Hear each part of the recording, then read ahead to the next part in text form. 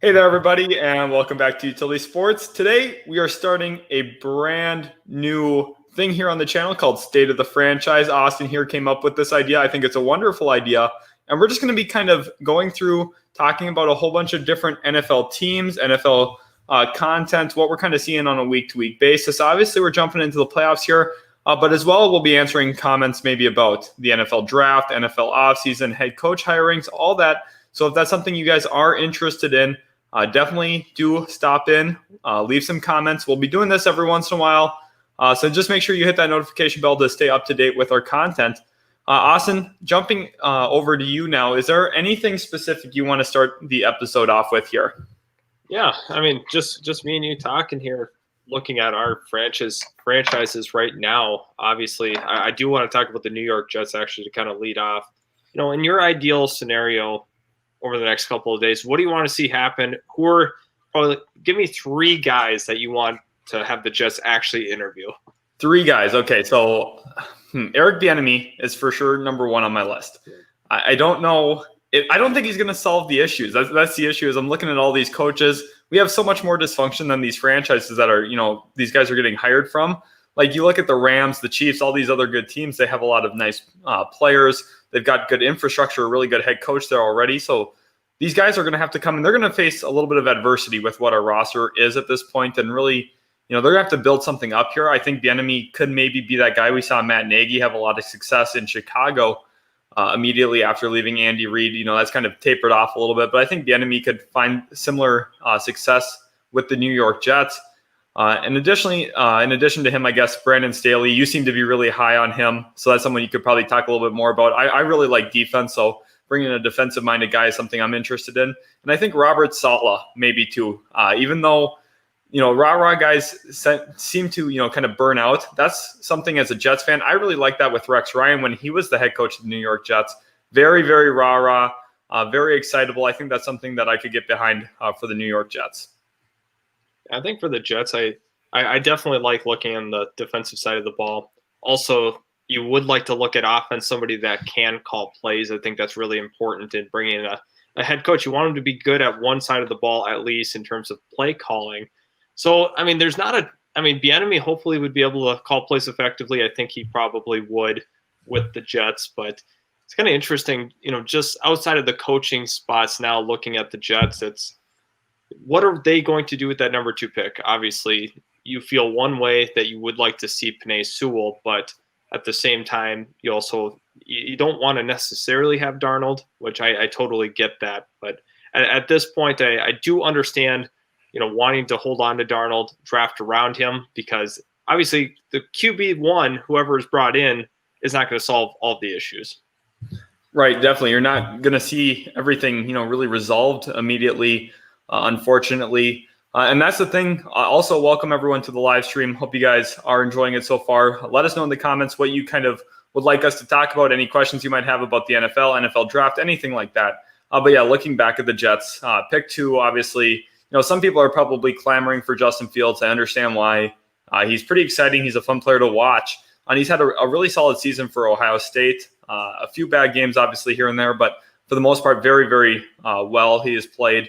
Destroyed Clemson. But I just think that, we don't have a lot of pieces around him. We're going to have to be doing a lot of catch-up, essentially, with where we're at. And it's just a little too much to ask. We had the same issue with Sam Darnold. Mark Sanchez is a guy, he came in. We had an actual foundation around him with players like Darrelle Revis, Nick Mangold, DeBrickashaw Ferguson. And obviously, Sanchez wasn't even the right selection. He wasn't the right pick at that spot. But we were able to win with him. We put him in a pretty good situation early on in his career. And if you do that with the right quarterback a few years down the road, you could be looking at a really, really dangerous situation for other teams in the NFL.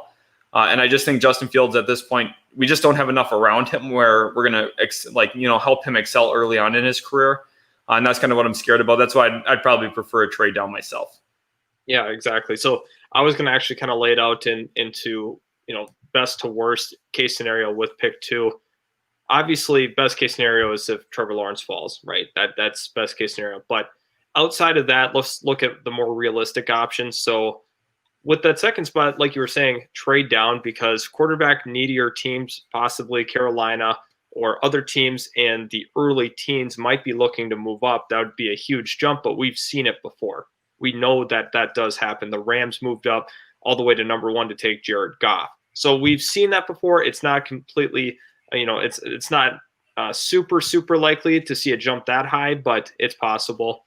Also, then I think the third spot you're looking at is taking Penei Sewell, or Micah Parsons is another great option for the Jets at that spot. They would likely move down for the Parsons selections, but they have to stay there for the Penei Sewell pick.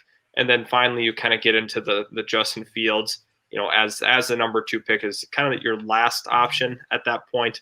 Just considering the Jets don't have a ton there in order for him to succeed, I think you're kind of throwing him into the fire, kind of like what happened to Darnold. I don't think either of us were really big believers in Sam Darnold as a whole, but I mean, the Jets didn't do a ton on their end to ensure success. So Justin Fields, to me, could be a really, really good NFL quarterback, but I'd like to see a little more infrastructure around him. Obviously, we know the Jets' run game, not good. Pass game, in terms of the weapons surrounding him, the tight end group, as you mentioned a lot, just brutal. One of the worst in the entire league. Yeah. Look at the wideout situation. Denzel Mims, Jamison Crowder, that's not something that we're going to write home about. A ton of weapons. So hopefully they can help out Sam Darnold by adding some pieces that would be worthwhile. Obviously, getting Sewell and then coming back with their next pick, possibly taking a wide receiver, or just looking on the defensive side of the ball. Right. We just need to improve in a lot of different areas, honestly. Looking at the franchise, it's just kind of a tough situation to be in. Joe Douglas inherited a lot of garbage. I'm going to be completely honest. We didn't have a lot really in place for long term. We were actually just talking about this earlier today, and I'm looking at Mekhi Becton maybe as a 12-year, 13-year New York Jet. That's not something I'd really thought about with a lot of other players over the last 4 or 5 years. I thought about that with Jamal Adams. Clearly, things didn't work out there. But outside of Jamal Adams, there wasn't a guy that was like, this is a long-term building block for the New York Jets. Mekhi Becton is that player for us, hopefully moving forward. But ultimately, it just isn't what we need it to be. We need to add a lot more talent around the quarterback position. You just can't put out a QB there with nothing around him. It's just not going to work. You've seen this a lot of other times. Obviously, if you get a generational QB, that's a little bit different. I'm not sold on Fields being generational, obviously. I think, he could be a really good QB with other good players around him. And I think that a team possibly like Miami, if they were to actually consider drafting a QB, obviously we've heard a little bit of rumors about that with Tua not really playing super great there this year. But I don't ultimately think they will. But like a situation like that would be really, really good for Fields. He could come in and play right away, give you a lot of different dynamism as a runner, thrower of the football. But the New York Jets, we just don't have it. I mean, Jamison Crowder, like you mentioned, he's been an okay signing, I guess. But if he's your number 1 receiver year in, year out, you're going to have a lot of issues. The Jets have had a lot of issues. Our defense is horrendous. We can't cover anybody. CJ Mosley might not ever play a game for us again, basically. So who really knows kind of what that looks like? Yeah, exactly. It's just tough being a fan of brutal franchises because you see the writing on the wall before anything ever happens. We knew the Sam Darnold thing was going to be a disaster. We knew Jacksonville signing Blake Bortles to that contract was a disaster. Nick Foles, that was a disaster. All of those different things just don't bode well for your franchise's history. Obviously, 2 of the worst franchises ever, especially in this decade, just brutal. Yeah. I mean, you could have a combined one playoff appearances in this decade, basically. Yeah, right. It's really, really brutal at that point. Basically, so close before. I think in Ryan Fitzpatrick year, what year was that? I think it was 2015. 15? Yeah. I mean, they were so close then, but obviously Jacksonville had their historic run to the AFC title game, which that was wild. But think about that. You guys are maybe one Stephon Gilmore dive swat away from being a Super Bowl team. Maybe Jalen Ramsey stays long term. We really know kind of what that looks like. One play is all it took in order to completely flip the narrative of a franchise. I mean, if you guys win a Super Bowl, win that Super Bowl. Just imagine how that changes the course of history. It was just insane.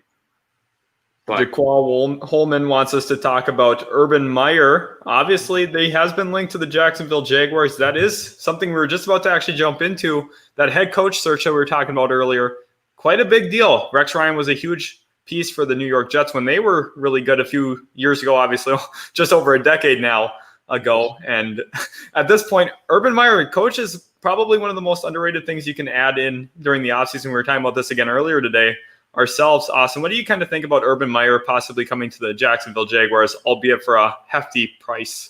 Right. So, I mean, the price was, he said $12 million, otherwise I'm not coming, which I think that's wildly ridiculous. I get he has a lot of success at Bowling Green, Florida, Ohio State, Utah. Great success everywhere he's gone at the collegiate level. Sure. But I don't know, a guy that is, kind of a hothead in his own. I don't like the fit with this Jacksonville team. I'm not sure it's worth paying him the same amount of money that Bill Belichick ultimately makes. I don't think that's worth it. He's not a guy that's proven in the NFL because he has never coached here. He doesn't know what it's like to coach at this level. Do I think he could possibly be an effective coach? Sure. I mean, if all else equal in terms of dollar amount, he might be one of the better options, but a big no for me because I just don't want him getting his ideas about Justin Fields because he's great buddies with Ryan Day. He's a big reason why Ryan Day landed there. Obviously, Ryan Day was a coordinator, became the head coach. But Urban Meyer is really, really close with Ryan Day, really respects Ryan Day's opinion. At that point, I could not trust Urban Meyer as that head coach because he also wants control of the general manager duties similar to a Bill O'Brien. We saw how that went for the Texans. Yeah, usually when a guy gets that type of stronghold in a franchise, it usually just doesn't seem to end up well. Whether it be the NFL, NBA, we saw that with Stan Van Gundy in Detroit, just doesn't quite work because you get a guy with the power. Sometimes it gets a little petty, honestly, off the field, off the court, because you get a guy who maybe prefers certain players to have on his roster and all that, and then he starts making those moves as well and to coach them, and it just kind of ends up getting a little messy. Merking Jamari says, "What's up?" And then also says, "Who would succeed first with their NFL team, Justin Fields or Trevor Lawrence?" And I would love to jump right into this one here and answer that one. Whichever one of the two gets drafted by the Jacksonville Jaguars will find their first success in the NFL. Doesn't mean that one will be necessarily better long term, but assuming that the New York Jets do take a quarterback at pick 2, you're looking at the Jaguars, who have a near Pro Bowl level receiver in DJ Chark, another nice complementary receiver in Laviska Shenault, a near Pro Bowl running back in James Robinson. They already have some young defensive players that are going to be there long term. You've just got a lot of pieces. They've got a lot of draft assets. I just expect them to be more successful regardless of which one of the two they take early on. But ultimately, I think Trevor Lawrence would be the better one long term. But Justin Fields has a really high ceiling as well. I think that he could be a really good player. He's a dynamic runner. Austin, you spent quite a bit of time watching these two, looking at them on tape, all of that. What do you think between Fields and Lawrence? What's the differences between them, and what are franchises getting with who they take? Yeah, so I think it's a little more narrow, obviously, since the head-to-head where Justin Fields absolutely dominated. Gutsy performance. I got to give him a ton of credit for that. But Trevor Lawrence just offers that consistency throughout. Obviously, as a freshman, he won a national title. I mean, that was just unheard of. In a season he wasn't supposed to play, basically ends up leading them to the national title. Just speaks to his composure and everything. And Justin Fields is a guy that is more dynamic with his legs. However, I think that Trevor Lawrence offers pretty good athleticism for his size, being 6'6". He's got the better frame. But however, Fields does offer that ability to run the football more effectively. But I think as a thrower, Trevor Lawrence is just a more consistent thrower at every single level. I think Justin Fields is a very nice prospect as well. I think people got too low on him during the year. They got too high on him. They needed to stay a little more even-keeled. I thought that he was, obviously a top 10 prospect. Some people after the Northwestern game was saying this guy was undraftable, in terms of in the first top 10 picks. And I just think that's ridiculous to have that notion. But I think that who will have the most success, probably, it's going to be kind of situational. I think there's a pathway where Justin Fields could have more early success. But if we're talking long-term, like you had mentioned, I think it's going to be Trevor Lawrence pretty much regardless of where he ends up.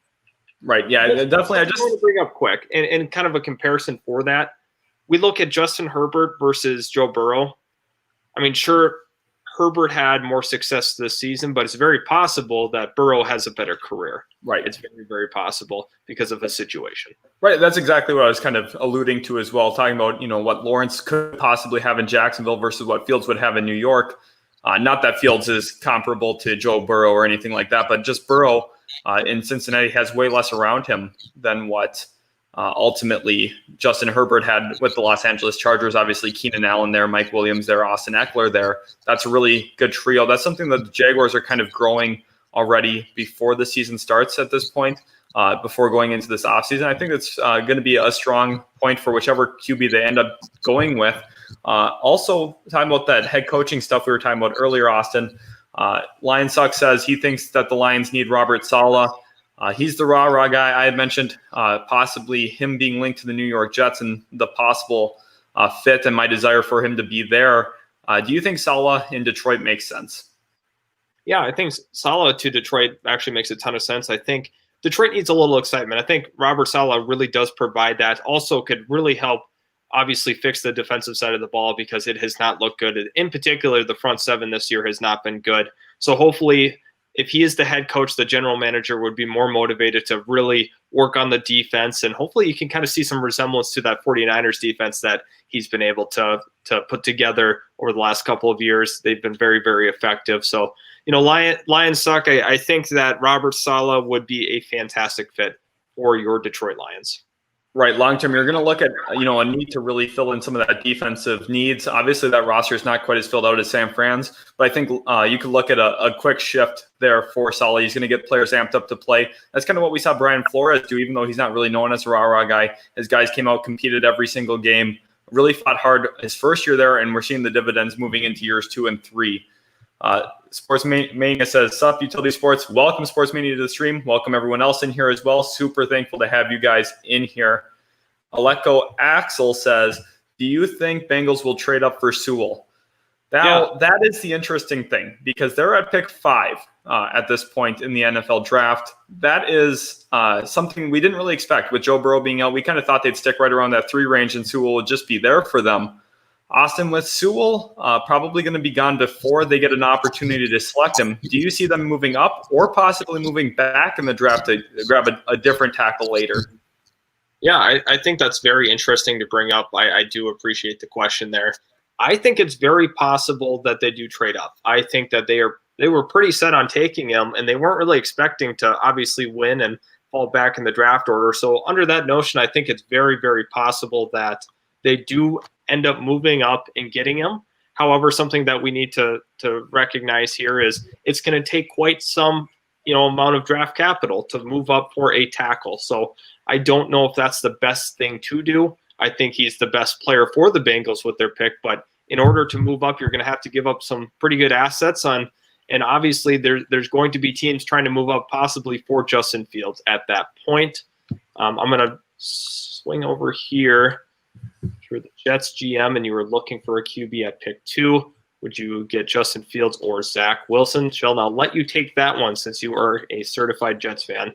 As a Jets fan here, if I had to draft a QB, which is kind of what this question's asking, I would draft Justin Fields over Zach Wilson. Zach Wilson, has been very, very good this year. I don't want to discredit anything about him. Me choosing Justin Fields doesn't mean I dislike Zach Wilson, so don't think that I do. He's a very good prospect. He's played very well for BYU this year. I just think Justin Fields has a little bit higher of a ceiling, a little bit more dynamic. I think he's got a better arm when it comes to throwing the ball down the field. And he's just proven it on a higher stage, honestly, if I'm going to be completely real with it here. He really shined against Clemson. He's played in multiple college football playoff games. We'll see how he does against Alabama here in the national title game. But ultimately, he's been really, really phenomenal this season. He's had a pretty good run at Ohio State since transferring there. And I just think it would be really hard to pass on him for Zach Wilson, who has played a little bit lesser competition and just doesn't seem to have the high-end traits that Justin Fields has at pick 2. Agreed completely. We'll go right here. No, we do appreciate the questions. Don't ever be sorry about asking questions. We love having it in the comments section. But who do you think will be the next Jets and Jags head coach? Very interesting that you bring this up. So I think there's a lot of options on the table, obviously, for both teams. They've been linked to a ton of candidates so far at this point. It's really tough. I'm a little nervous about possibly Urban Meyer being the head coach of Jacksonville, but I'm not exactly sure who they're really targeting for sure, because obviously it's been the linked Urban Meyer all this time, but now all of a sudden we have Robert Saleh, who was kind of a late riser in this, and Arthur Smith, another guy who was the late riser in all of it. So if I were to have to guess right now, I do actually think it might be still Urban Meyer. I just think that Jacksonville might fold and give him the money that he's commanding, which I don't agree with it. I do not agree with that decision. Yeah, and for the Jets, I honestly look at Brian Daboll for the Bills offensive coordinator. He's gotten a lot done this year. Obviously, Stephon Diggs has had a career year for them. Josh Allen has really progressed as a player. I think a lot of the Bills offense kind of really been tailored to him in a really fine way. And I think ultimately the Jets, going through the decision-making, could look at him. Also, defensively, Brandon Staley, one of Austin's favorites, I know. I think those are kind of the two guys that's going to come between. I think the enemy is going to choose a different job other than the New York Jets. So I think it's going to really come down to those two for the New York Jets. Mr. Breezy says, do you think the Bears will draft a QB? Austin, I'll leave that one to you. Yeah, no, I love this question because I think a lot of the trade market is going to affect how this is answered, right? We have some veteran quarterbacks that are looking possibly to be moved. We have Matt Ryan. We have Carson Wentz. We have Matt Stafford, all different guys that could be moved during this offseason. And I think that's really going to deem whether or not they take a quarterback. In our mocks, a lot of time we have Kyle Trask or Mac Jones going to the Bears, but I think it would be more wise for them, because they're on the back end of the first round, to ultimately go and leverage a trade for a quarterback. In my opinion, I think that's the best course of action. Mr. Breezy, please let me know who you want in the trade market, because I would be interested to talk about the fit of whoever you preferred to hear about. Definitely. An untalented Canadian says, what if Urban Meyer is the next Jaguars head coach and he takes Fields at 1? Definitely a possibility there. Ohio State connection.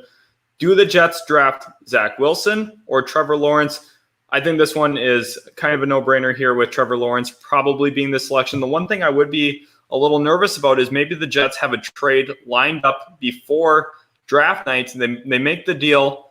This is something we've seen before when the Jets jumped up to 3 with the Colts to get Sam Darnold. That was before the draft. And if something like this happens, the team that traded up to 2 to maybe get possibly Penei Sewell or a different prospect, Justin Fields, could be landing Trevor Lawrence there. That would be an interesting situation. Obviously, Lawrence didn't look great in that Ohio State game, but I think ultimately he's probably still going to go first overall. And I think Fields will probably go second overall to the New York Jets, which leads us into Coop Harrison's comment here. I think they keep Darnold and put pieces around him. He hasn't had much talent for a few years. He definitely has not. I wasn't super fond of the Darnold selection before they made it. As a Jets fan, I just thought that he wasn't going to be the guy. I actually wanted Baker Mayfield that year. Mayfield's been pretty up and down his first 3 years, but he's got the Browns in the playoffs, so obviously he's doing something right there in Cleveland. And you're right, Darnold hasn't had pieces around him. Austin, talk about kind of what you see in Darnold, what you think the situation there kind of calls for in New York. Yeah, I do like the idea of honestly putting pieces around Darnold, because what does that mean in the draft? That means they either go Sewell or they trade down and take a prospect that they like. I think that would be really, really beneficial. Obviously, if they are able to put pieces around Sam Darnold, give him more of a fair assessment. Obviously, the offensive line has not been good, but they do add Becton this past draft, and now they can continue to build pieces around him and give him a legitimate chance to be a successful quarterback. Because once again, if you take a rookie, you have to go through all the growing pains of a rookie. No matter how good a rookie prospect is, most of the time there are some first season struggles, and then we see the jump in year 2, 3, 4. But at this point, I think that would be very interesting to actually draft somebody else outside the quarterback position. Mayor King Jamari asked, if the Jets do trade Sam Darnold and the Jaguars do trade Minshew, where could they possibly land? I'll jump on the Sam Darnold one, Austin. I'll save the Minshew one for you. That's a little bit of a tougher one. Darnold, you kind of look at maybe New England in a rare interdivision trade, something that doesn't happen very often in the NFL, but the Patriots need a quarterback. Sam Darnold might need to get traded. That's kind of a landing spot. Indianapolis is a true landing spot. Obviously, Phillip Rivers could be in his last season. Obviously, the Colts are in the playoffs right now, so we don't know for sure if he has retired yet or if he's planning on retiring. But My guess is he is going to. Also, maybe the Chicago Bears. We had just heard about that. Maybe the San Francisco 49ers. Those are kind of the 4 places to monitor. But I think ultimately it's going to come down between Indianapolis and New England. If Joe Douglas is comfortable making an interdivision trade, I'm not sure yet, but that would be something to monitor. And how about Minshew, Austin? Yeah, Gardner Minshew. I think this is something that Mr. Breezy might agree with. We've seen that Jacksonville and Chicago, they aren't afraid to pull the trigger on a trade, right? So I think that would be a possible landing spot as well. I'm going to actually put his comment up here real quick, talking about Bears with Jimmy Garoppolo. Exactly. I do think that is the guy I did forget to mention when talking about trading quarterbacks. He will be cut in this situation. So I think that Jimmy Garoppolo to the Bears would be really, really beneficial. He's a guy that's not going to really turn over the ball, but there's a couple of guys out there, like I had mentioned, Stafford and Matt Ryan, a lot of different players on the trade market or free agency potentially that the Bears could go after. I do like that. We're going to actually go back up here to this comment here. Neither Jets players or Jags players went to the Pro Bowl. Who do you guys think was a Pro Bowl snub from that grouping? I'm going to let you go first. I have mine very, very, very, very well documented. I think there's one player that was a Pro Bowl snub. Would be James Robinson for the Jacksonville Jaguars. We actually saw Josh Jacobs make it above him despite having less yards, less touchdowns, I'm pretty sure as well. It's just kind of, a tough situation. Jaguars players didn't get any love. Obviously, the record doesn't help really bring in a lot of votes for them. But I think he's the Pro Bowl snub. I don't really think that the Jets had any Pro Bowl snubs this year. Didn't really have any offensive players that were fully deserving of it. Quinnen Williams played better this year than he had last year, but I don't think he was a Pro Bowl level player yet at this point. And honestly, I just don't think the Jets really had anyone quite deserving of a Pro Bowl. But I do think James Robinson is the clear and obvious one, if that was who you're going to go with, Austin. Yeah, that's definitely who I was going to go with at this point, because James Robinson's a guy that ultimately carried that Jaguars offense despite it being absolutely brutal at the quarterback position. I think that is something that, is worth noting. A lot of times he saw stacked boxes because they knew that Mike Glennon couldn't get it out to his outside targets. So at that point, I think James Robinson, the numbers back it up, the eye test backs it up, everything really backs up his case. It's just he was an unknown commodity out of Illinois State, and honestly, I think that's why obviously Josh Jacobs would get the nod over him at that point. And let's take a look here. I was just going to put that on the screen. Who should the Jags take with their second first-round pick, defensive tackle or left tackle? For me personally, I would like to see a guy like Samuel Cosmi from the University of Texas go at that spot. I prefer left tackle just considering we did take Damon Hamilton, with that third-round pick last year. So at this point, I think that you have to address that left tackle spot considering Cam Robinson will likely be on his way out. You're right, definitely. You need to get the left tackle, especially assuming pick one, whether it's Fields or Lawrence. I'm guessing Lawrence, but whoever it is, you need to get a franchise tackle to protect him. The Jaguars have a rare situation here where they do have 2 first-round picks, are able to grab a franchise QB, franchise tackle at the same time. It's just going to be a pairing that's going to work there for 10 years. So you need to go grab a left tackle. I think Cosmi is a good selection, like you had mentioned. Maybe a guy like Rashawn Slater, if he's there still at that point. Those are kind of the 2 guys I think that they'll be looking for on draft night. Yep, absolutely. I'm going to bring this one up. What about the Iowa State quarterback?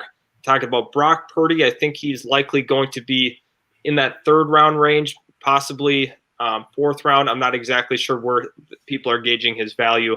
In terms of landing spots, I'm not exactly sure, who would be targeting him at this point in that 3rd round. I think New Orleans is a team to maybe watch for him if they opt to not go quarterback first 2 rounds. So Brock Purdy could be a target later on. Right, definitely. You're looking at just probably a depth addition early on, maybe gets to develop into something. Magnus says, do we fire Nolan, and who are the top replacement guys? I'm in for Marvin Lewis. Austin, what's your thoughts on this one?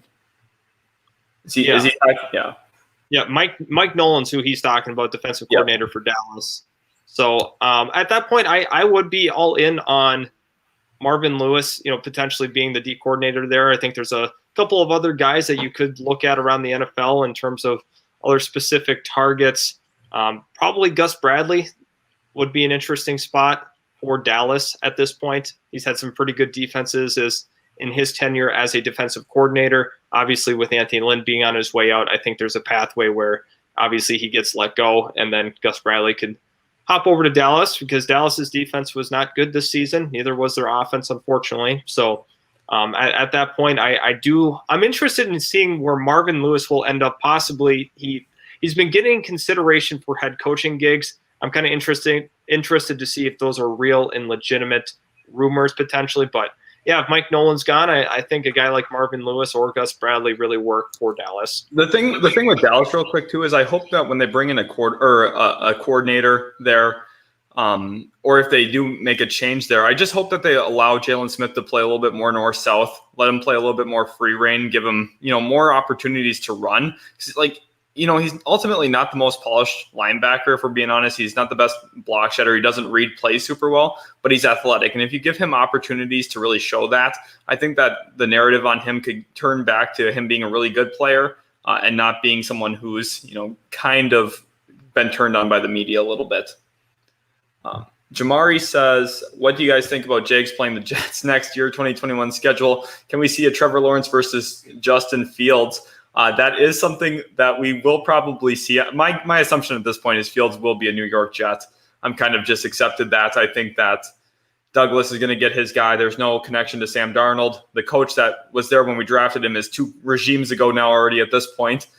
So I just don't really think that he's going to be around, unfortunately. I think that we need to, add talent around the quarterback instead of just switching the quarterback out every 3 years. But here we are yet again switching the QB out. I think Fields versus Lawrence is probably going to be the matchup that day. Yep, exactly. Also, if anybody else has questions, please do not forget to put it in the chat if you are a newer viewer right now. We are continuing to talk about the state of the franchise. We're talking to any NFL team, any questions that you may have, or just comments that you have about the NFL and what you're seeing.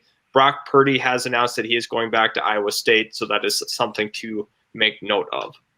Oh, is he really? Wow. Yeah, I was expecting him to be a third-round guy, but maybe he's thinking that he has a better chance in next year's draft to move up possibly to a first-round guy. I'm going to take a look at his stats so far this season. And just while he's looking here, comment your favorite NFL team. Let us know who you're a fan of, who you cheer for, as well as your favorite NFL player. We definitely love to hear it. We like knowing who our viewers like to watch on Sundays, so let us know. All right. We'll also be doing some playoff. Yep, can you hear me? Yep, okay, because your screen went completely black for a little while, so I was just making sure we're all good here.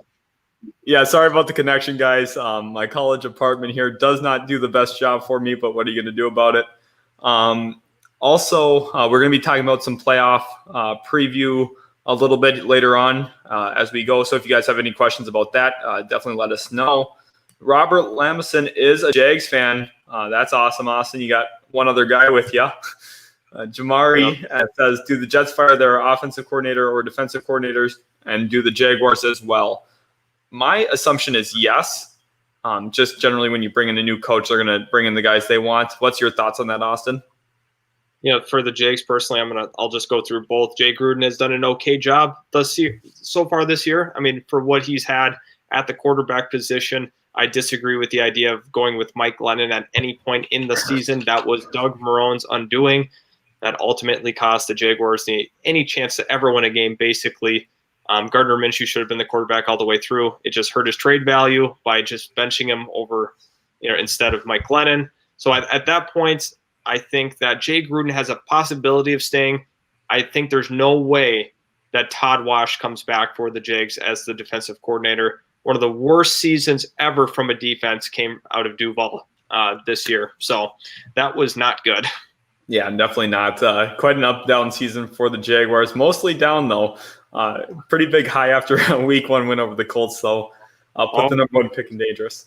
Interesting. I'm going to put his up here. Yes, I do think he will return as a wide receiver coach. I think he's done a phenomenal job with the group that he's had. DJ Chark, Keelan Cole, Laviska Shenault, Chris Conley. A lot of really good receivers have actually came through that wide receiver group. I think it's partially due to the effect that Keenan has had on those wideouts.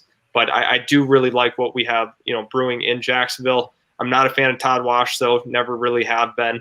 Obviously, I think that Jay Gruden has an opportunity to stay, but more than likely he does get let go due to just bringing in a new head coach. At this point, I think it's really pointless bringing back Todd Wash. It's been brutal. Oh, here we go. Another one in here. What do you guys think about Chargers firing their, to me, amazing head coach after going 33-31 as their head coach for 4 seasons? So we're kind of back and forth on this one. I think that he does a very poor job of actually managing games. Very close games. I shouldn't. This isn't always the case. I think he's a pretty good coach in terms of having an understanding of his players, really getting his locker room's attention. I think as a whole, he is a pretty good head coach, but game management, he really struggled this year. It's very possible that they made the playoffs if he didn't make some bonehead decisions down the course of games. But at this point, I understand why the Chargers felt like maybe they had to move on. But, we got to reflect on that 12-4 year that they had under Anthony Lynn. Phenomenal season. But at this point, I do understand it from their perspective why they want to move on. But I'm glad you brought that up because there's a lot of varying opinions on the Chargers head coach, Anthony Lynn. I think some people in the chat would say they like him. Some don't like him. But as a whole, he did an okay job to me as the Chargers head coach. But I don't know if you have anything to add to that or I'd love to jump in on that quick, just because to me it's a little bit of an overreaction. I feel it was just 3 seasons ago now that he was 12-4. In the last 2 years, I think Derwin James has played 1-2 games maybe right at the start of the season 2 years ago, and then he's been out. I mean that's their biggest impact player defensively on a week-to-week basis. Obviously Joey Bosa's there, and they still have a very good team, but they've been injured. Brian Bulaga, their big free agency signing, missed a lot of time this year. And they just, quite frankly, they've had some holes that have been pretty big, important positions for them that I think, especially with Derwin out, you just can't really expect a head coach to overcome that, especially with a rookie QB. They went 7-9 this year. It's not like they were, brutal. Obviously did not start the year well at all, but also Austin Eckler missed a ton of time this season.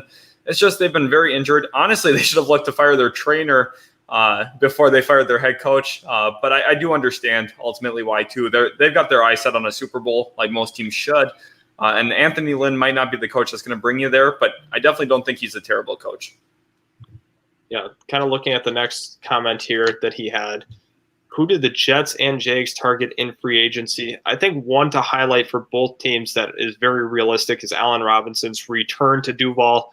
Obviously, I think he could be a Jet too. I think a lot of teams are lining up to potentially sign Allen Robinson, a top 15 receiver in the entire league.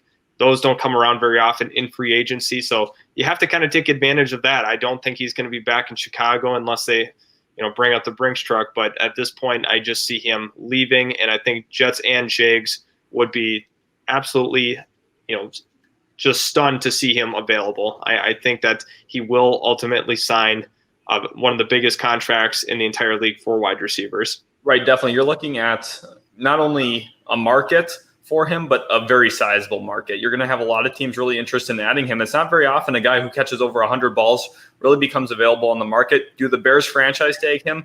Possibly. That is an option, but that is quite a hefty price for Allen Robinson. And I think a lot of teams will be lining up for him, like you said, Austin. I think the Jets would be the best spot for him when it comes to like an actual team need fit, because if they do select Fields, they're really going to need another weapon. They're not going to really be able to address that without filling other needs in their roster. Bringing in Allen Robinson in free agency could fill that for them. But at the same time, does he want to be a New York Jet? Who knows? Some of the free agent signings haven't worked out there. Maybe he wants to go somewhere else. Back to Jacksonville would be interesting as well. Jarek Cole says, if the New York Jets part ways with Sam Darnold, where would he go? We had talked about this a little bit earlier. Kind of think Indianapolis or New England are two places. It depends on if New England's willing to pay for him.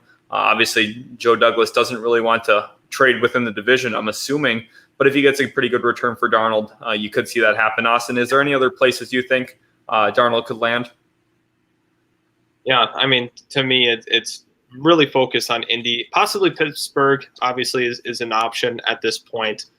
I think that Sam Darnold's going to have an intriguing trade market to me personally. But at this point, I think it's going to be the focus on Indianapolis personally. But I want to get to this comment here, looking at the who won't get re-signed next year and who will. Jets, Jags. I do want to highlight the receiving room for Jacksonville.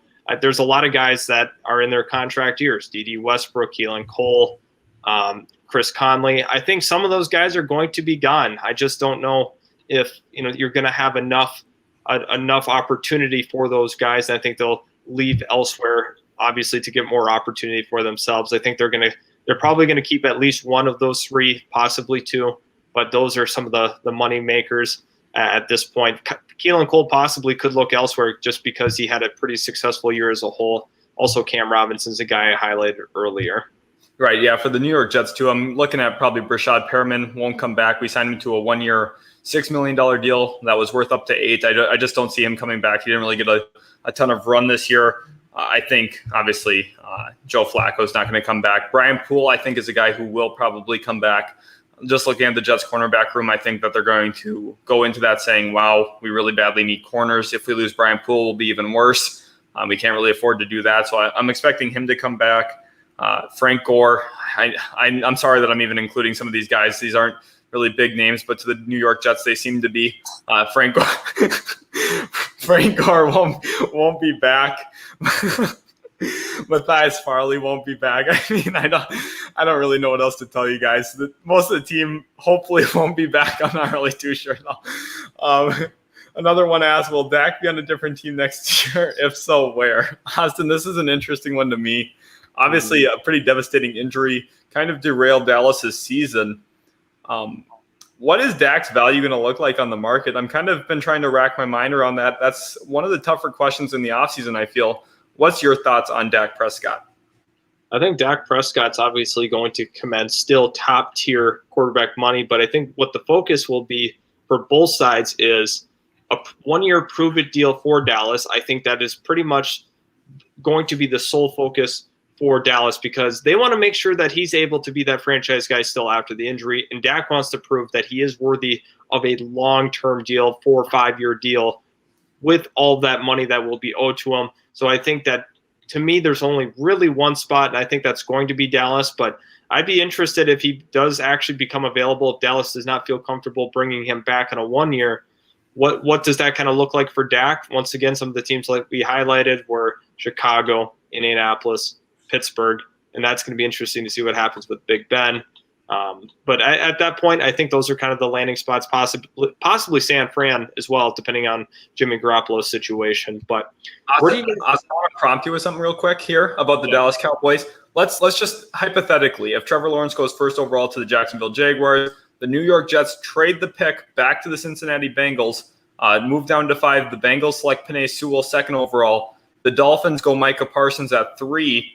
Do not grab the quarterback Justin Fields, and he's there at 4 for Atlanta. Does Dallas attempt to move up with the Atlanta Falcons to get Justin Fields as a long-term option behind Dak Prescott in case his injury is significant? Oh, that's a lot to mortgage on a possibility. They would have to be kind of ready with a plan in terms of maybe moving Dak Prescott for an asset to make up for the asset it would cost to move up to that selection. So right. I think that's a very, very tough pathway for that to actually happen. And I don't really see that actually happening. But that is an interesting prompt if they wanted to ensure themselves that they would be protected. I think they would more use like a 3rd-round pick, 4th-round pick, just as a bridge guy potentially. But that's kind of more so what I figured, but I just thought it'd be a fun thing to talk about. R. Vega, welcome to the chat. Love to have you in here. One of our most loyal subscribers always stops in. Great to have you in here, R. Vega. Jarrett Cole asks, Carolina Panthers will hire which GM? Austin, which GM do you think sticks out to the Carolina Panthers? I know you like a specific GM that does not have a job at this moment. Yeah, I think that guy is John Dorsey. He built up the modern-day Cleveland Browns as we know it. Obviously, his biggest downfall was not getting the correct coach in place because he hired Freddie Kitchens. Mainly, that was to cater to Baker Mayfield's wants and needs. Obviously, Baker was not right in wanting him because that was just a complete disaster. I don't think that was right of him to do so. But if we look at the actual player personnel that Dorsey had in place, one of the best general managers in the entire league still doesn't have a job, in my opinion. But people haven't brought him up, and I'm kind of interested to see who would be willing to reach out at this point. And also this comment here I want to get to, where do you see baby Gronk going in the draft, whether you mean Freiermuth or if you mean potentially Kyle Pitts. I'm not exactly sure who you're going for. Let me know in the comments who you actually mean by baby Gronk. Looking at the Panthers GM spot, like once again, I think that it is Dorsey is probably the best candidate that is still available. I would encourage you to kind of look at his draft history and what he also did in Kansas City as well. If you are at all curious about who he is as a GM, taking a look here, Zach Wilson and many college stars declared for the NFL draft already. Why isn't Trevor Lawrence declaring? Does he need more time? And will Justin Fields stay in college for another year? I find it very, very unlikely that either of these guys stay. I give it 98% chance that they go to the draft. I think Trevor Lawrence is just kind of waiting it out. Just wants to make sure he's making the right decision. That's okay because he's going to go number one this year, next year. It doesn't matter for him personally. I think he still goes to the draft because ultimately at the end of the day, you want to go when your stock is this high. Matt Barkley years ago ended up going back to college and went from being a first-round guy to dropping, I think it was all the way to the 5th round at that point. So, yeah, right.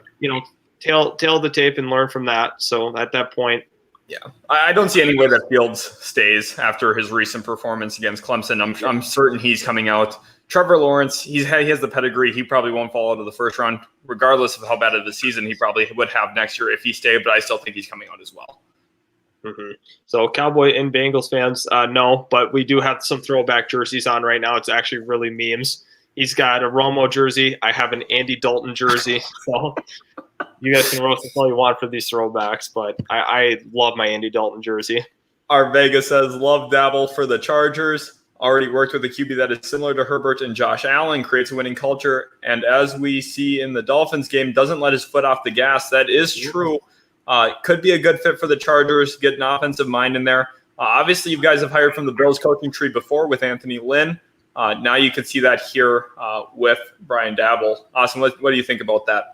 Yeah, that's great. I'm going to actually put his other comment up here. He went to the same high school and has the same agent as Tom Telesco. That's very interesting. I'm glad you actually read very deep into that. So you must be pretty excited if you're looking that in depth at Dabble as a whole. I love it. I really do love the pairing Dabble to the Chargers. Obviously, one of the hottest names on the market. If we look at Bieniemy, we look at Saleh, and we look at Dabble, the 3 hottest names right now in the head coaching market at this point. Right. And what are the 3 top teams that have the brightest future in the AFC only?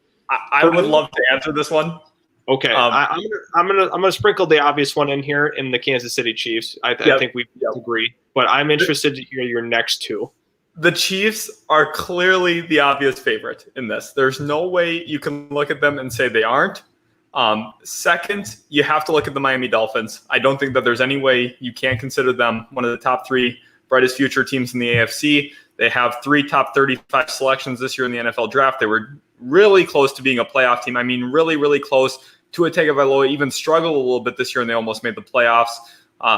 Brian Flores has got that team playing. And then third, you're looking to me, there's 2 teams. And this might sound a little crazy. Austin's not going to like this. But one of those teams. Don't ruin your credibility live on air. We have 15 people in here. Do not ruin your own credibility by saying one of those teams is the Buffalo Bills. I think that they have a really bright future. Josh Allen's young, Stephon Diggs, perfect fit with them. That team, they're going to be really good for a long time. But that other team that I think is a little bit of a dark horse is the Jacksonville Jaguars. They need to get the right coach in place. But think about this. They have a damn near Pro Bowl running back. They've got a really good receiver room already. Yeah, they need some. They have some obvious needs, but they've got 2 young quality players on that defense in C.J. Henderson, Caleb Chase. They've got a ton of draft picks this year. They're going to be able to add in Trevor Lawrence offensively. They're going to be able to add in a tackle this year in the draft, and they're going to be able to address some of that defense. They have 3 top 33 picks. I think it would be a little silly to not even consider them as one of the brighter futures in the AFC, honestly. Like, you look at some of the teams like the Texans, they're pick starved. The Colts, they have an old quarterback and really no direction after that, despite having a really good offensive line. I just think in terms of what the future could hold for Jacksonville, I'd be willing to roll my marbles on that. Yep, absolutely. Now looking, I do want to bring up, I would agree with most of what you said there. Looking at Max Race, who would be a good fit for the Falcons at head coach and general manager. I think George Patton's a guy that does not get enough love and credit. He's been waiting. He's had opportunities to go take general manager jobs elsewhere. Obviously, the Jets were a possibility for George Patton at one time. He's the vice president to the general manager, Rick Spielman, in Minnesota.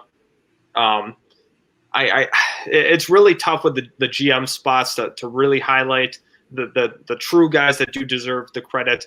I think it's Morocco. I think it's Morocco Brown's another guy from Indianapolis, player personnel guy. He's done a great job at what he's done so far there. But I think that would be a good general manager spot. Also looking at the head coaching, obviously we could see Bieniemy being, a top tier target for them. I think Saleh is another possibility there as well. Joe Brady's been kind of quiet. His name's been pretty quiet throughout this entire process, but would not be surprised to see him get a look. Obviously, Arthur Smith, another guy that has been getting a ton of looks as well. And I'm going to throw our Vegas list on here, taking a look at his list: Dabble, Meyer, Bieniemy, and Saleh. I am interested to see, with the whole Urban Meyer thing. With him commending $12 million, I don't know how likely it would be that he does ultimately get a job with that ridiculous requested money. But I do see where you're talking about. And Pat Freiermuth, looking at his fit, I think Jacksonville's a fit, definitely for Freiermuth. I think, let's think, who else at the top of the second round? Well, the Jets could badly need a tight end. It kind of depends on what we do with that second first-round pick we have, though, if we're going to go tight end. Because if we don't address defense, then we're going to have to take defense at the top of the second. That's going to be the same for you guys, too. Cincinnati is another team at the top of the second that might be looking tight end instead of Uzama.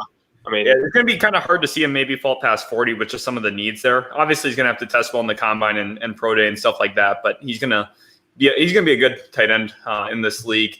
Jamari asks again, this is a good one. Who will be drafted first, quarterback Mac Jones or quarterback Kyle Trask, and also wide receiver Devontae Smith or Jamar Chase? This is a great question, Jamari. Thank you so much for asking this one.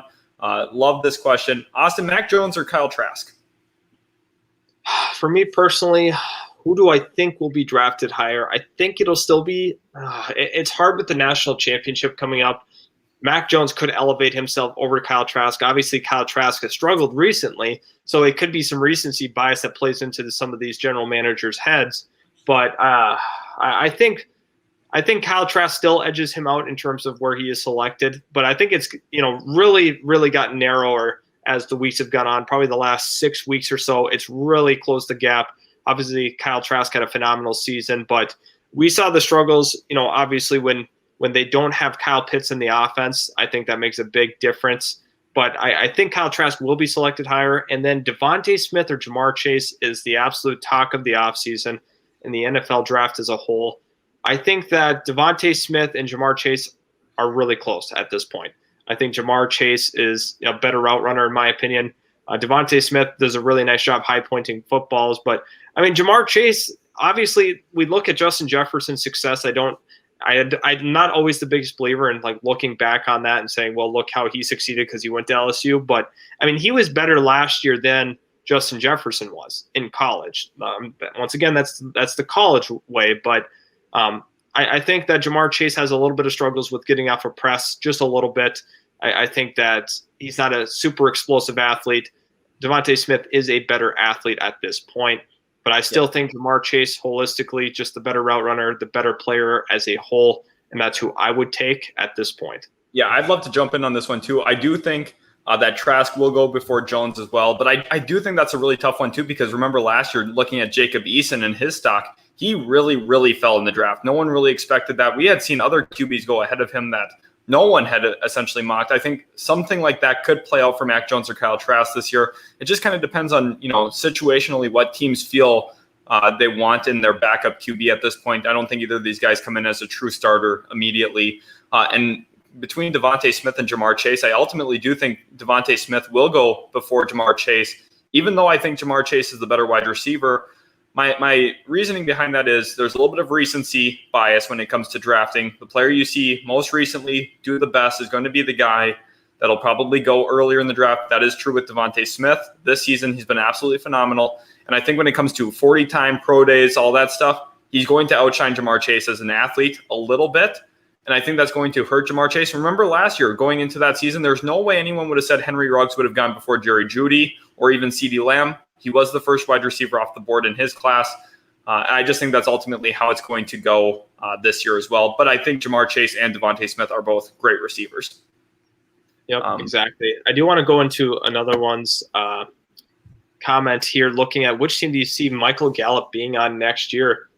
This is a really good question. I do see him re-signing in Dallas, but I think there's definitely a pathway where we could look elsewhere. For me personally, I think Houston, actually. I think Houston is going to press a little bit. Obviously, they haven't had, the most success, without DeAndre Hopkins. We've seen a huge decline as a whole. The whole entire team just regressed after that trade went down. I think they're going to try to make things right, and hopefully they would be able to cut Randall Cobb, recoup some of that money, and then ultimately go after Michael Gallup. How about you?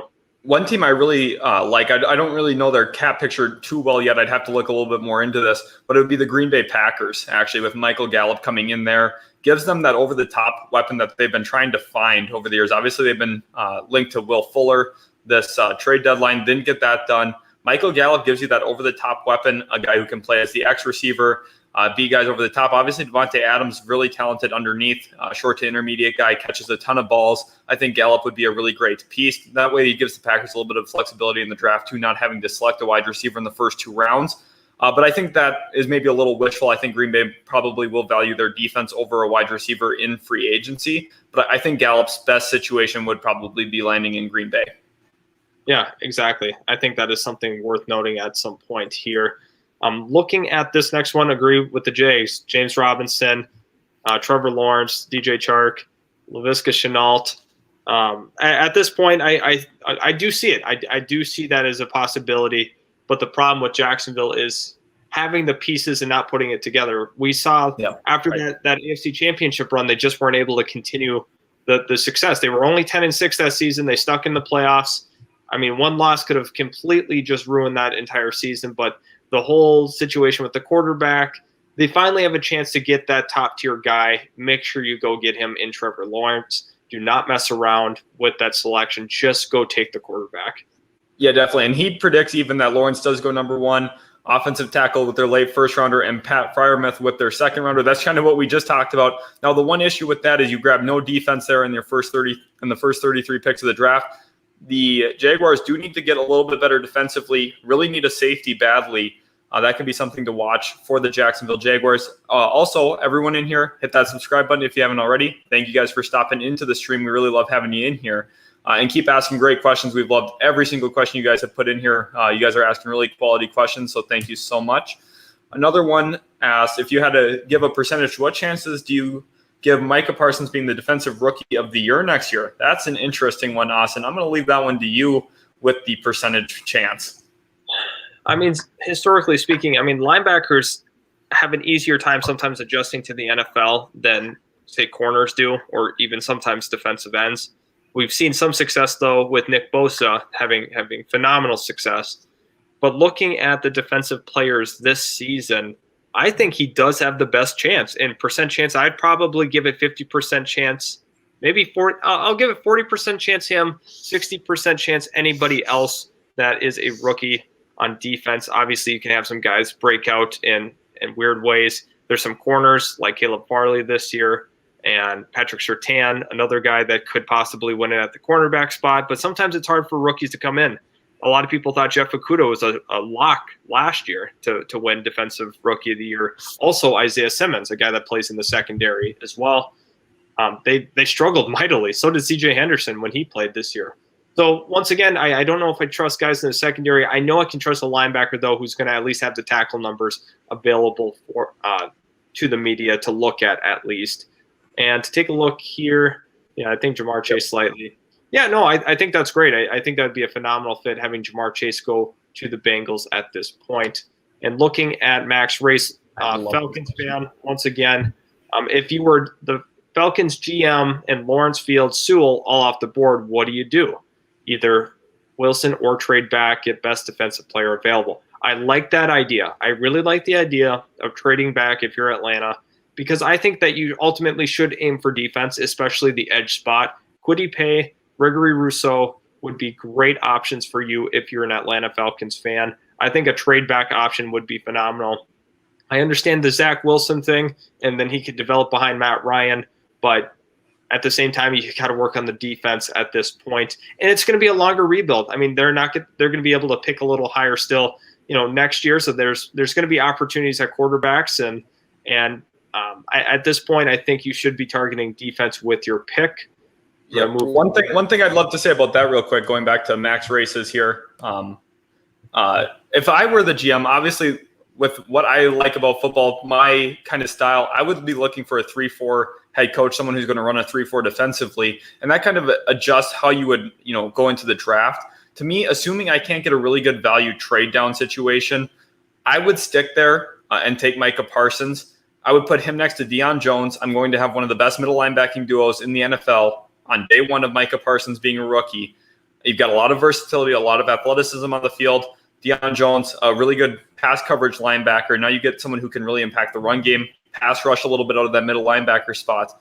That's something, to me, if I was Atlanta, I'd have a real hard time passing that up if I'm running a 3-4 defense, which is what I would do as the GM. But obviously, some prefer the 4-3, so that kind of also plays into where they could be looking at that point. Now into Jamari's, he asked, what rookie QB had the best rookie season this year? What rookie running back as well? And what rookie receiver, Austin? I think the rookie QB one is quite easy at this point. That'll be Justin Herbert.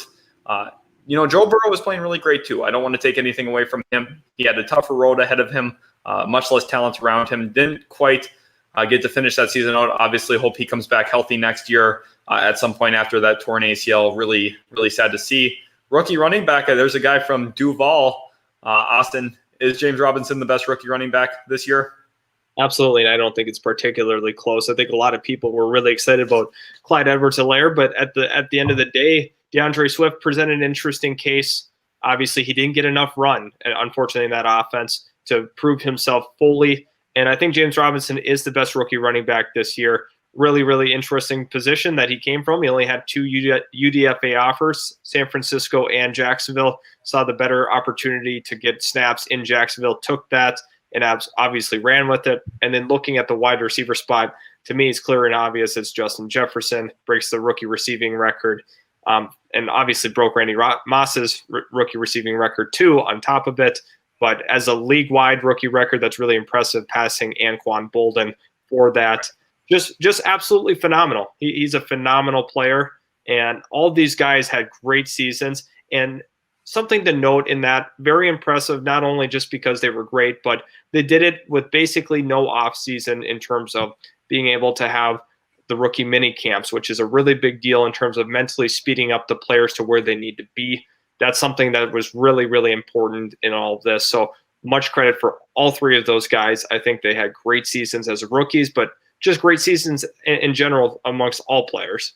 Right, and looking at Justin Herbert especially, he's playing the toughest position in all of football, has to come in, learn a brand new system, no preseason games, no, real long snaps, gets the start in week 2 against the Kansas City Chiefs after a punctured lung situation for Tyrod Taylor, and he played phenomenally. He shattered the rookie touchdown record for a quarterback, absolutely played great, really stuck in the pocket, took hits all year long, delivered the ball accurately on time, on target. That's something can't be understated. I necessarily wasn't as high on Justin Herbert before the draft, but he has absolutely proved me wrong. Played really great all season long, so a lot of kudos to him. Now, Austin, this one's going to be for you. If you're the owner of the Jacksonville Jaguars, who would you ideally target as your head coach and GM? What free agents would you pursue, and who are your draft targets with the first 4 picks? I'd definitely love to hear your responses. I can almost guess what they'd be, though. Yeah, so for me, it's pretty clear and obvious. I had mentioned John Dorsey as being the general manager. Number 1 target for me is him as the general manager. Obviously, I think that he could assemble a great roster here in Duval, but also looking at the head coaching spot, I think a guy that you guys really should look into in terms of just fans in general getting to know Brandon Staley. He is going to be the next hot head coaching candidate. He's going to be similar to Sean McVay in terms of where he'll be at least in a couple of years. But I think they should target him right now, defensive coordinator for the Rams. Obviously, he's done some really nice things with that Rams defense. Ultimately, has cleaned up a lot of things, and he's really proven to be a top-tier coaching candidate at this point. I think it's going to be probably another year until he for sure gets a head coaching gig, but it's very possible that he does slide in here and get a gig this year, I think he's definitely worthy of it. In terms of the draft picks, I think that Trevor Lawrence is the obvious pick. A tackle with the second first-round pick that they have. I think then, once again, you got to come back and look at potentially a corner or a safety in the second round. Obviously, you have 2 second-round picks, Jaguars owned and the Vikings pick. So at that point, I think there's a lot going on for them. But looking at the corners that could be available at the top of the second, a guy like Eric Stokes could still be available at that point. So I really like it as a whole. But also the free agents I had mentioned, I'd love to bring back Allen Robinson. Looking at Jamari's other question here, what will the Jets GM do with their late first pick? That's going to be a tough situation for them. There's a few different directions they could go. They could really look at running back, wide receiver, or cornerback, in my estimation. Those are the 3 obvious positions that they'll need to address. A guy like Eric Stokes, Austin just mentioned, for the Jaguars. At pick 26 or wherever that Jets first-round pick falls from the Seattle Seahawks, that's right around the range for Stokes. Maybe J.C. Horn falls a little bit. That's kind of who I'd love to get there. Also, we could see Terrace Marshall out of LSU, maybe Rashad Bateman if he falls a little bit. And a guy I really love, Travis Etienne. I would absolutely love to grab Travis Etienne. Now, does it solve a lot of our issues? Is our offensive line ready for that? I don't really know. I don't think so. But Etienne is a really good player. He's really talented, can break tackles, does a lot of different things. I think that would be kind of the thing to watch for me. Now we can kind of transition to the playoff picture here, Austin. What AFC teams have the best chance to beat the Chiefs in the 2021 playoffs? We got the playoffs right here for you, the playoff picture. Those are the top 3 seeds in each conference. Austin, is there any on that page that kind of sticks out to you for beating the Kansas City Chiefs? For me personally, I could see my clear and obvious team would be Buffalo. I think that they do have a really, really solid foundation in terms of roster and coaching. Sean McDermott's a very, very good coach. But if we want to talk about underrated teams that could possibly beat the Chiefs, I would actually ask you to scroll down if we're looking for kind of an underdog in this. I think that could be the Tennessee Titans, just because of the ability to gash them with the run, especially Derrick Henry. Really attack, one of their weaknesses in terms of just continue to pound the rock against the Chiefs. I think that's how you could possibly beat them. You'd have to hope that you could block Chris Jones, but other than that, I really don't trust the Chiefs front 7 to really stop Derrick Henry. So, I mean, he's a matchup problem for a lot of teams. We saw New England last year struggle with Tennessee, a team that was, really overlooked going into the playoffs. Yeah, definitely. Tennessee is one of those teams that, if Derrick Henry gets run in that game, you're going to have a tough time. They're going to control time of possession. They're going to control the ball. They're not going to turn it over. That's one of Ryan Tannehill's greatest strengths, is he just doesn't turn the ball over a whole lot. And he's going to put them in a position to probably win the game down the stretch. It's going to be a close game. It's hard to pull away from Tennessee. Really stout defensively, very disciplined defense. Malcolm Butler makes timely plays. And I think ultimately they're going to be a team that's going to be tough to get over. Do I think that they're the best team in the AFC? By no means do I think that, but do I think that they're going to play every single team competitively? More than likely I do. I think Kansas City is going to be the only team really with a shot to actually fully pull away from them, just because of how good that offense is. All right, let's move on past that now to right here. Our Vegas running back rankings are Robinson for these rookies, Swift, Taylor, Clyde Edwards-Helaire, Dobbins, Akers, Gibson, and Dillon. Austin, do you agree with that list for the most part? Yeah, I think that's a very solid list through and through. I have a hard time with Swift, Taylor. I'm really close. Obviously, Taylor just gashed the Jaguars this week. That was brutal to watch, but very close between 2 and 3 for me. Obviously, Clyde Edwards-Helaire kind of slowed down. I like the Dobbins, Akers. Yeah, I think you absolutely nailed it for the most part. I think you did a really good job constructing your rankings. Very, very good. I do want to, I was just going to bring that one up, the number 1 safety. For me, it's Trayvon Merrick. I think Merk King said that in his very good job at laying this out, because he is good at tackling and also forcing incompletions. Obviously, he's not going to be that ball hawk free safety, but he is phenomenal tackler. Obviously, look at him tackling open field. I really like him as a whole. So for me, Trayvon Merrick is my number 1. Obviously, I think Javon Holland's he's not great at any particular thing, but he's just a solid overall safety. You're going to get some consistent play from him. that's a guy to watch. But also, finally, I want to go to this one here. Day 3 steal is going to come from an undervalued position because it's the position that it is. Running back, I think Kenneth Gainwell is a guy that he's arguably the best pass catcher in this entire draft. I think he could be a day 3 steal at this point. Teams looking for running backs, don't reach on one. Just go ahead and let the board fall to you. Kenneth Gainwell could be one of those big-time guys out of Memphis. I really like his game as a whole. 2 other guys right at that running back position too. I think that is kind of the obvious selection. We saw James Robinson this year. You don't have to take a running back high to get a lot of production. Trey Sermon out of Ohio State, he's really started to emerge recently. Also, Chuba Hubbard, if he does go on day 3, is going to be a guy to watch for that situation.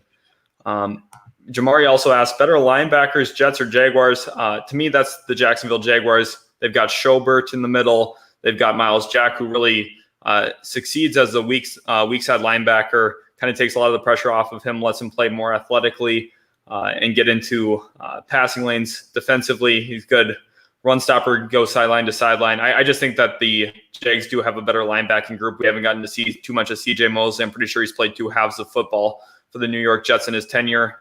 So ultimately it's the Jags. Okay. I do need to step away for a second here. I'm going to let you just talk to the chat right now. I will.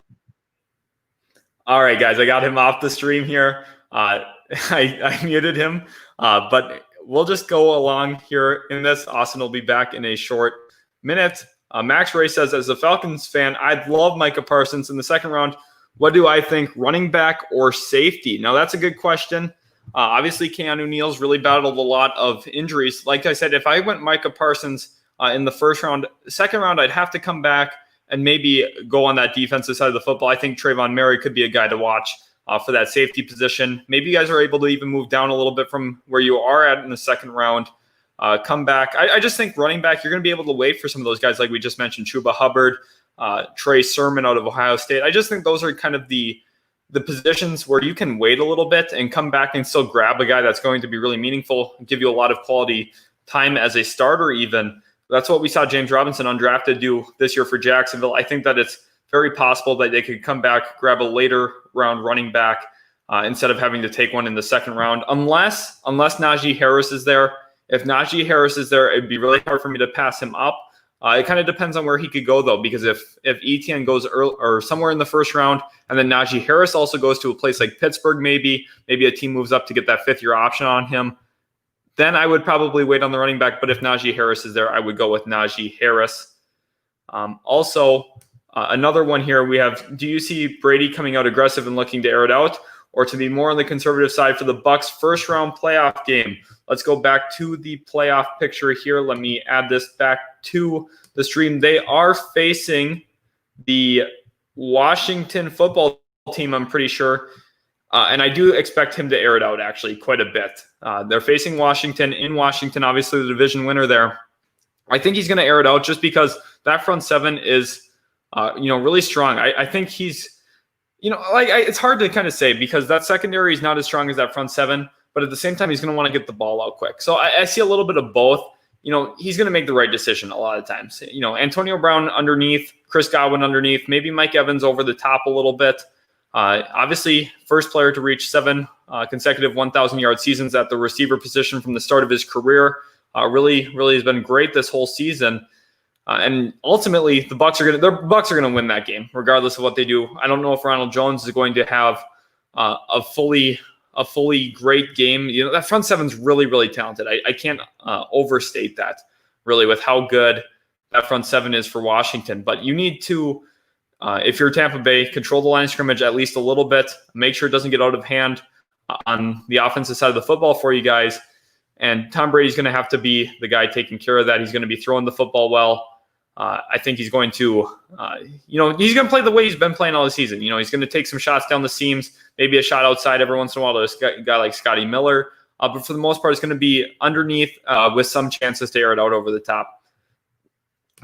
Okay, Jamari asks, what Jaguar player do you hate the most? That's probably for Austin. What Jets player do I hate the most? That is a magnificent question.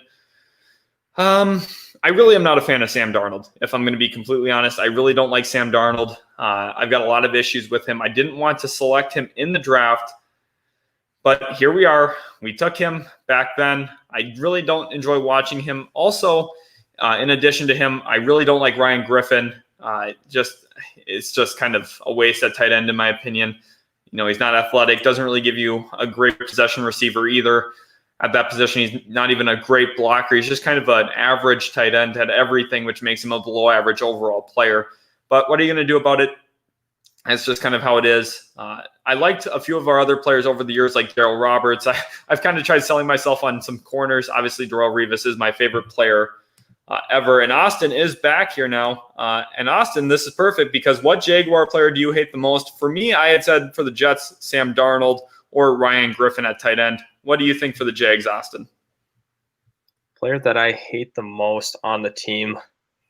That's Mike Glennon for sure. Brutal to watch. I cannot stand watching Mike Glennon, one of the worst quarterbacks I've ever seen actually throw the football. And what I'm going to answer the Jets player that I hate the most. Ooh, I don't know. There's not that many Jets that I hate because I don't have to watch them on a day-to-day basis, but probably, I don't know, like Braxton Berrios is just annoying to me. I don't know. I just don't like watching Braxton Berrios play. So anyway, yeah, let's move on to that one. Yeah, moving on to our Vega here says, okay, nice. Who would be the best safety for the Chargers? I'm assuming more of a ball hawk player since we already have Derwin who plays like a hybrid linebacker safety. What's your thoughts, Austin? I think Javon Holland probably would be the fit for you because LeCount III is similar to that style of play. So very interesting that you bring that up and you hit the nail on the head, obviously, with Derwin. Your Chargers. I mean, he plays somewhat like a linebacker in that sense, the hybrid linebacker safety. He plays up in the box. And he's just a phenomenal player. I'm excited for you guys to have him back soon. Austin, with Nasir Adderley there, do you think that Adderley is going to ever kind of develop into that starting safety for them long term, or do you think that they are going to address safety? Ooh, that's interesting. With the Nasir Adderley, I'd forgotten they had taken him out of Delaware. I think Nasir Adderley probably would still get some run. I'm not ready to give up on him as a whole. So, I mean, for the Chargers, you might not need him. If I'm going to be honest, you might not need to get a safety at this point. But if you did decide to move on, cannot tackle at all. Yeah, no, I get that. He's one of those guys that was a high ceiling guy. Obviously, I guess hasn't worked out so far for you at this point, but from what I've seen, he was okay in the games that I'd watched, but I guess we'll see. Yep. Graydon asks, predict the Jacksonville Jaguars record next season. And also, Jamari wants us to predict the New York Jets record next season. Perfect. I'm going to pull up the Jets matchups just so I have them all here. Austin, you can go ahead with the Jacksonville one if you want. Yeah, I'm not even really looking at the record. Under the assumption that we draft Trevor Lawrence, we get, I don't know, Robert Saleh or somebody that's just not absolutely brutal. I still see it as probably now everybody needs to remember we are moving to 17 games next year. So I think it's weird. It's going to be weird saying this, but 5-12. Instead of the 5-11. That just sounds really weird coming out the tongue. But since we have the 17-game schedule, I think that's kind of what we're looking at. I just think this team is going to take a little bit. We're going to have this 5-win season likely, and then I think from there on out we're going to get a lot better. Now I have a question for you, Austin, because I just noticed this too with the 17-game season. The Jets tweeted out who their opponents are going to be. They have obviously the 4 division rivals on there, or the 3 division rivals on there twice each, the Bills, the Patriots, and the Dolphins, who you play them once away and once at home. But in addition to that, there's only 16 total teams on here, with them being on there twice. Do you think that they're going to be an extra divisional game, or do you think it's an out-of-division game is the extra game? It's going to be the out-of-division game. I think you have to keep for tiebreaker's sake, you have to keep the divisional. Well, I guess that wouldn't affect really tiebreakers or anything, but I just think they'll do an random out of division game in order to add that in there. Yeah, it's kind of weird to be honest, because the Jets don't have their 17th game on here essentially then, but we're gonna lose to the Buccaneers, we'll lose to the Saints, we'll lose to the Titans. Maybe we'll beat the Jaguars. I feel like mildly okay about that one. I think we could beat the Bengals if we play really well. The Bills will lose to the Patriots. I think we could maybe beat. The Dolphins will get kicked. The Falcons will. I think we can play competitively with the Falcons, the Panthers, the Texans. Yeah, Texans, Colts, Broncos, Bills, Patriots, Dolphins. I'm just going to say we're going to be 3-14, maybe 4-13. I don't really buy too much into us really turning it around. Another one asks, thank you both for answering our questions. You guys are extremely informative, and all your answers seem very realistic and fair. Thank you so much for the kind words. Another one. We are super glad to even have you guys watching us. You have no idea how much it means to us. We didn't think at this point by the end of 2020 we would have been at where we're at with the channel. And that all goes to you guys. You guys have been such awesome subscribers. We really, really do appreciate you guys. And we're just thankful that you guys are enjoying the content. Keep letting us know in the comments on all of our videos if there's anything you want to see, because we're looking for ideas all the time. So we're just super, super thankful yet again that you guys are loving the content. Our Vega says, agreed, we have Rayshon Jenkins who can move to free safety when Derwin returns. And he was just wondering about the top safeties because it was the only position group he wasn't as informed in, just in case we somehow selected him. Gotcha, our Vega makes sense there. I want to stop on that real quick. This is not a great safety class as a whole, so it's very possible that the Chargers wait until next season to kind of reevaluate and see what the safety group looks like, because this is one of the weaker classes I've seen. There's no true number one safety for sure, and there's not a top tier one that's worthy of being a first round pick at this point. So with that being said, I would hope that the Chargers just hold off on that safety spot. Jamari asks, when the Jets had the number one pick, why was everyone telling Trevor Lawrence to stay in college? Now the Jags have the number one pick and everyone is satisfied. You know, that's a good question. To be honest, I don't think that Lawrence should have even went back to college when the Jets had the first overall pick. Obviously, I'm a Jets fan, might be a little biased there. But I think ultimately when you can go to the NFL, get guaranteed a ton of money right out of the gate, you should do that. But the reason why is because Jacksonville has a little bit better of an infrastructure in terms of what their actual roster looks like. When you look at the Jets, there's not a lot of players that you're like, oh, that guy's going to be there for 4 or 5 years.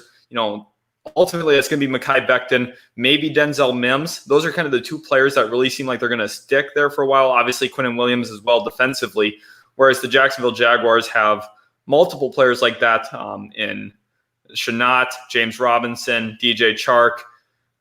Even possibly could be Keelan Cole, as you've got the receiver room already filled out for the most part.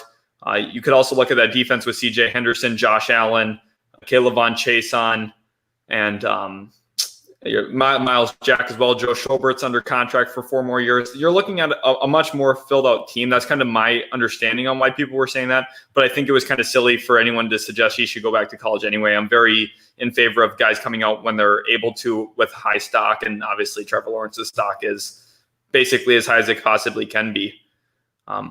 Our Vegas says, out of division, we played the Vikings week 17, and they obviously aren't in our division. Okay. Absolutely. Yep. And then I'm going to jump here. Sorry. How often do you guys do this? This is the very first time that we are doing this. We were kind of experimenting and seeing how many people would actually be interested in us just sitting here talking football. Obviously, this is something that we just do normally, so why not stream it for our viewers? So at this point, we were thinking about doing this every week, possibly every 2 weeks. Not really sure how you guys feel about it. Let us know in the comments section. Should we continue to do this? Should we just stop because this is garbage? Just let us know in the comments section, please. We would like your insight as we are about to conclude our live stream. I've had so much fun doing it. I'm going to be honest. This was great hearing from you guys and your thoughts and your questions. Very, very thoughtful and thorough in what you are asking us. Yeah, definitely. Thank you guys again so much. While you guys take a second here to let us know if this is something you'd be interested in viewing again on a week-to-week basis, maybe once every other week, whatever you'd want it to be, just let us know in the comments right now. Austin, Jamari's asking who will win the Super Bowl. We'll talk about this while they're responding in the comments. To me, I think it's going to be the Kansas City Chiefs. They've balled out all year long. They are a really, really dominant team from top to bottom. Defense has really stepped up this year in a big way. Tyrann Mathieu makes a lot of plays in the secondary. Chris Jones is a menace in the middle of that D-line. And that offense you just can't really beat, I feel. I think that the Kansas City Chiefs should be considered the favorite to win the Super Bowl again this year. How about you, Austin? Yeah, for me, it's Kansas City. And I think Green Bay presents an interesting case from the NFC, possibly New Orleans out of the NFC as well. Can't forget about Buffalo, Pittsburgh. I have a couple heavy hitters in both conferences, but for me, I think Kansas City will come out on top as Super Bowl champions. It's really hard to game plan for Patrick Mahomes and that offense because they're just so dynamic. They have a lot of different things that they do, and obviously they have a pretty solid defense as a whole. So at this point, we are going to conclude the stream. Thank you so much for tuning in, and thank you, Arvega, for the kind comment, and Moritz as well. I had a lot of fun doing it with you guys, and we cannot wait to do the next one because very likely we will continue this series. Yes, don't forget to follow us on the socials, merch line in the description. Thank you guys again so much. You have no idea how much it means to us, and we'll catch you guys in the next video.